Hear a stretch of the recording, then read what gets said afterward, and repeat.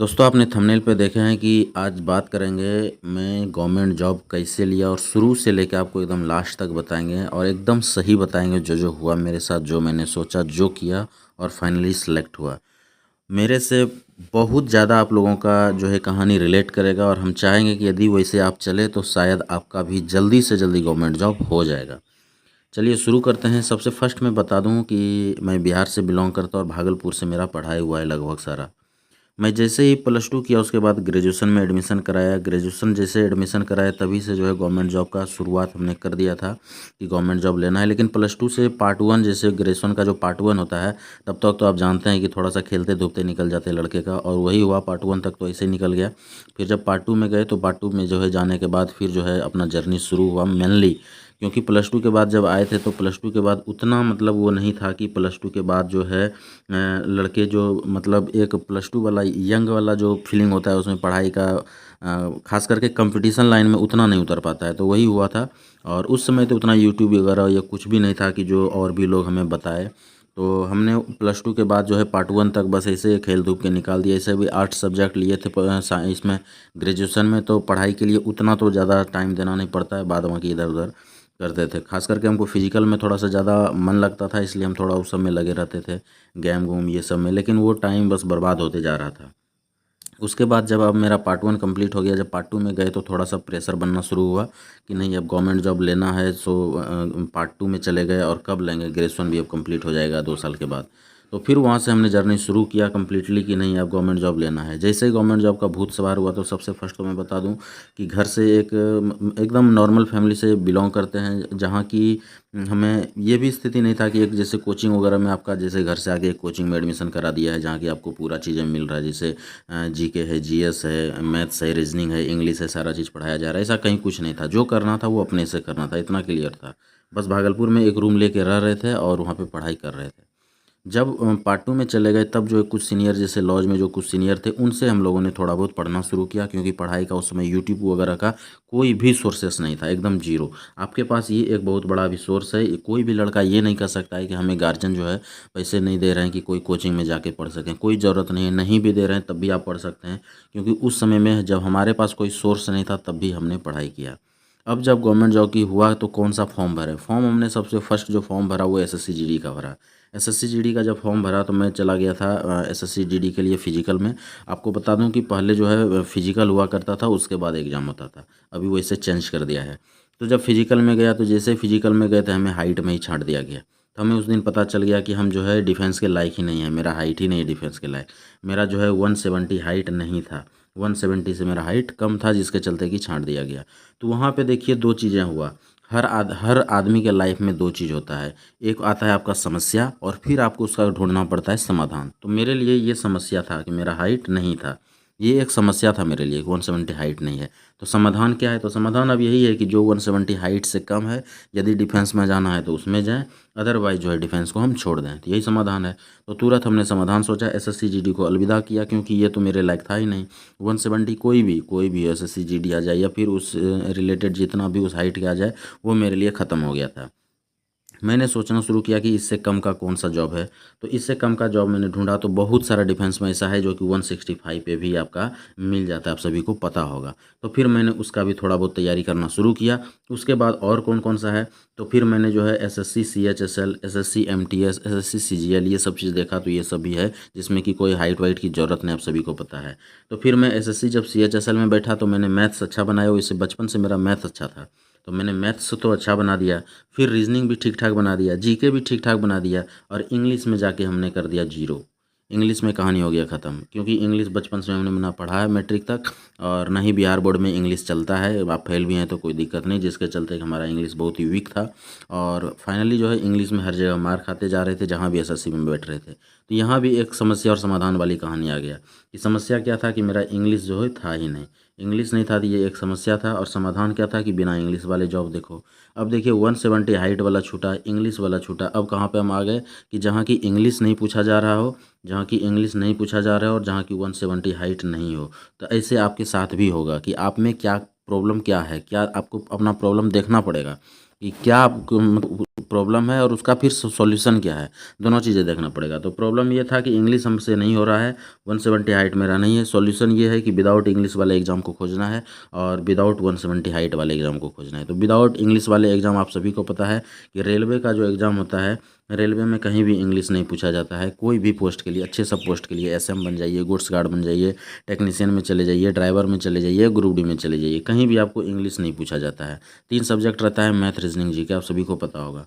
तो यहाँ पे एक ऑप्शन हमारे लिए ये मिल गया। दूसरा, डिफेंस का जितना भी है, जैसे एचसीएम हो गया या फिर टेक्नीशियन वगैरह का आता है, या जो भी आता है बीएस, मतलब इसमें भी जैसे आपका ट्रेड्समैन वगैरह आता है, कहीं भी इंग्लिश नहीं पूछा जाता है, आप सभी को पता है। तो आप जानते हैं, तो यहाँ पे हमारा रास्ता खुला। प्लस हाइट भी यहाँ पे ट्रेड्समैन वगैरह में भी कहीं कहीं कम भी लिया जाता है, प्लस मिनिस्ट्रियल वगैरह में भी कम लिया जाता है, और रेलवे का जो है टोटल वैकेंसी मेरे लिए ओपन हो गया।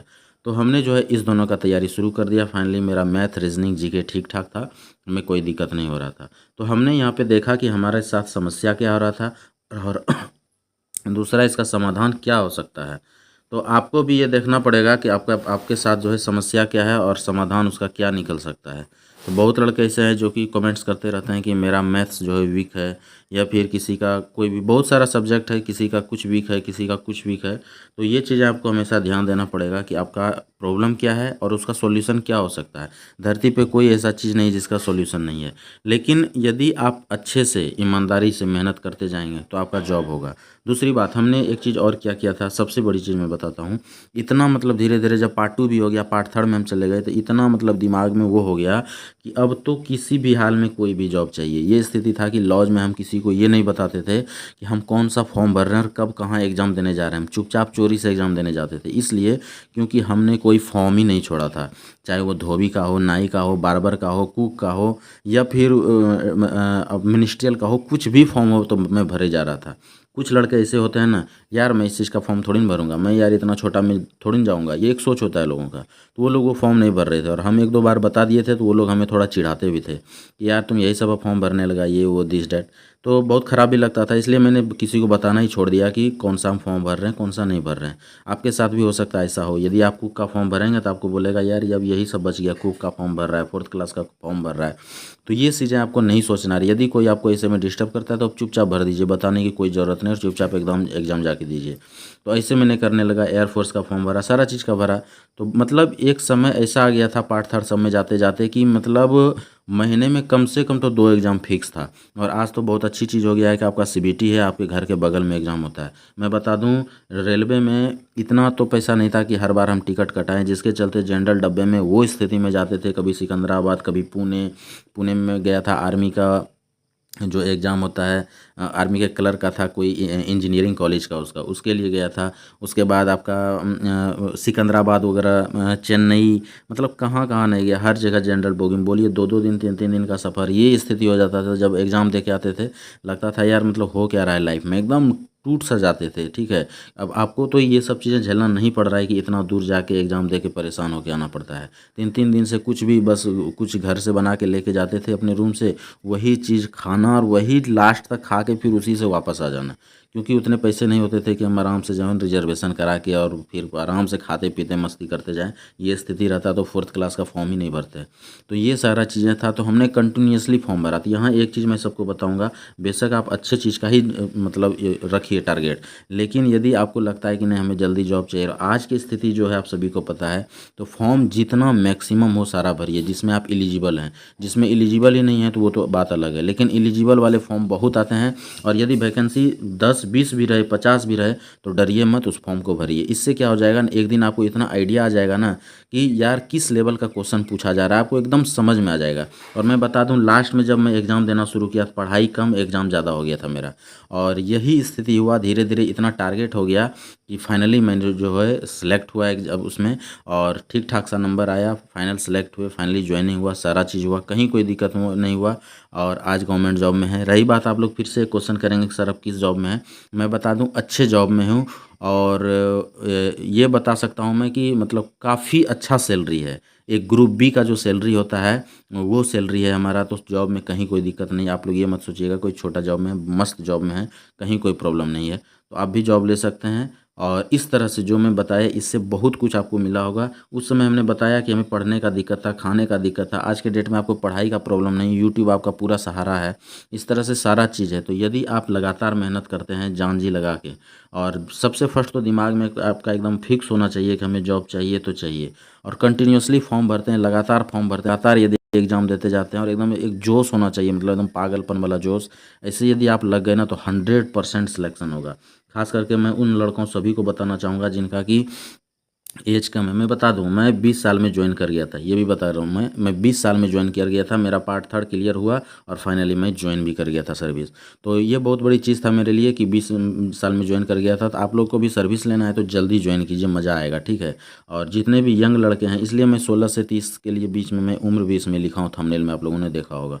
तो जितने यंग लड़के हैं जो +2 वगैरह कर चुके हैं और ग्रेजुएशन में चले गए हैं, तो उनको मैं बता दूँ तो शुरू से लग जाइए अभी से, और लगातार एग्जाम दीजिए, पूरा पढ़ाई कीजिए, सारा चीज़ मैथ्स हो, रीजनिंग हो या जीके, इन 3 चीज़ को फोड़ दीजिए। और उसके बाद यदि आपका इंग्लिश अच्छा है तो सबसे तब तो फिर कोई सोचना ही नहीं है।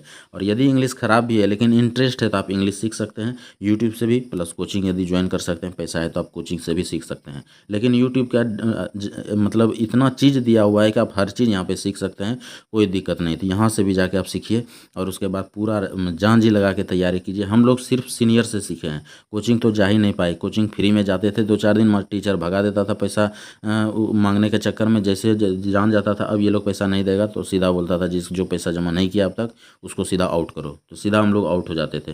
यानी हर कोचिंग में 2-4-5 दिन 10 दिन पढ़ना, जो भी नया बैच ओपन होता था उसमें 15 दिन पढ़ना, कहानी खत्म। तो आज के डेट में आपके पास यूट्यूब एक बहुत बड़ा जर्नी है जहाँ की आप पढ़ाई कर सकते हैं, कहीं कोई प्रॉब्लम आपको नहीं होगा। तो जितने दोस्त हैं इसमें लग जाइए, और यदि एक जोश से, मेहनत से, ईमानदारी से तैयारी करते हैं तो सर्विस आपका जल्दी हो जाएगा। और यदि बहुत ज़्यादा आप लेट करेंगे तो आपको प्रॉब्लम होते जाएगा, क्योंकि फिर नीचे से जो लड़के आएंगे प्लस क्वेश्चन का लेवल चेंज होते जाएगा और आपको परेशानी होते चले जाएगा। इसलिए इन सभी बातों का ध्यान रखिए और अच्छे से मेहनत कीजिए, 100% सफलता मिलेगा। कुछ इसमें आपको बहुत चीज़ें आपको रिलेट हुआ होगा, आप भी परेशान होंगे, और हमको लगता है मेरे जर्नी से आपका भी बहुत कुछ मिलाप हुआ होगा। जैसे पैसे का प्रॉब्लम, रहने का प्रॉब्लम, जॉब कौन सा लें, कोई परेशान कर रहा है, तो ये वो बहुत सारा चीज़ें। इसके अलावा किसी प्रकार का कोई डाउट्स है या कुछ और जानना चाहते हैं, कुछ पूछना चाहते हैं, तो एज ए आप जो है मतलब बड़े भाई या दोस्त या कुछ भी समझ के आप कमेंट्स कीजिए, जो मन में वो कमेंट्स कीजिए, उसका रिप्लाई देंगे। डरना नहीं है, सोचना नहीं है, आप कमेंट्स कीजिए, उसका आपका रिप्लाई देंगे, आपको अच्छा लगेगा और आप मोटिवेट रहेंगे और आपका जॉब भी जल्दी हो जाएगा। वीडियो अच्छा लगा हो तो लाइक, सब्सक्राइब, शेयर जरूर करें। आज के लिए इतना ही, थैंक यू, धन्यवाद।